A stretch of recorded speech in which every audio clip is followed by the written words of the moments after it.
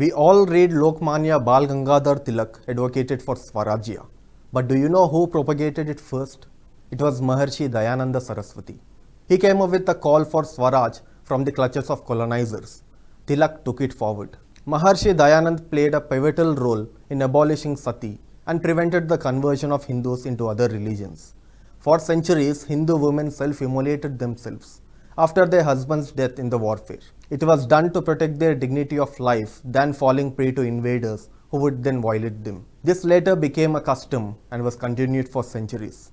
Sati was prevalent in many villages, irrespective of whether the husband died in a war or not. Those women who didn't want to self-immolate were seen as disgrace. These widows were considered as bad women and were not remarried again. Muslims used this situation to their advantage. These widow Hindu women were lured by Maulanas. They converted them into Islam and married them to Muslim men. This not only resulted in decline of Hindu population but also led to rapid rise of Muslims in the country. Maharishi Dayanand witnessed these situations and saw how the society was reeling into darkness. He raised his voice in abolishing sati. He educated the society in changing their mindset. Because of his efforts, several people related to Arya Samaj stepped in and married these widow women. India's one of the first women pilots, Sarla Tukral, was a dedicated follower of Arya Samaj. After becoming a widow, Sarla was influenced by the teachings of Maharishi Dayanand and pursued a passion of flying an aircraft. Through the efforts of Maharishi Dayanand and his Arya Samaj, the Hindu society steadily moved away from sati and widows were accepted into the society. The teachings of Maharishi Dayanand influenced several freedom fighters of the country like Swami Shraddhanand, Veer Savarkar, Bhagat Singh, Hariprasad Bismil, Lala Lajpat Rai, Khudiram Bose, Sardar Uddham Singh, Rajguru, Sukhdev, Madanlal Dhingra and many more. One of the freedom fighters who was highly influenced by Maharishi Dayanand was Shyamji Krishna Varma. The revolutionary freedom fighter was the founder of India House in London. The place became a hub for many Indian revolutionaries like Madanlal Dhingra, Veer Savarkar, VVS Iyer, MPT Acharya and many more. To escape from Britishers, several revolutionaries used to take shelter in schools and temples built by Arya Samaj at that time. Many call Sardar Bhagat Singh as a communist. He once travelled to Calcutta after assassinating John Saunders. The city became the stronghold of communists. Do you know where Bhagat Singh stayed in Calcutta? Not in any communist house or offices, but in an Arya Samaj temple. Because Arya Samaj temples used to give not only shelter to revolutionaries, but also provide food and took care of them during their stay in the temple. The Arya Samaj movement reinvigorated the Hindu society to reform themselves, brought on a renaissance in the society to go back to their roots and assess their self-identity. Swadeshi and Swaraj have become the household terms, thus shaping the country for future freedom struggle. The role of Arya Samaj was huge in intercaste marriages for Hindus. Colonial laws in the country did not permit intercaste marriages within the Hindus, which further divided the already rigid society. They either had to convert to Islam or Christianity.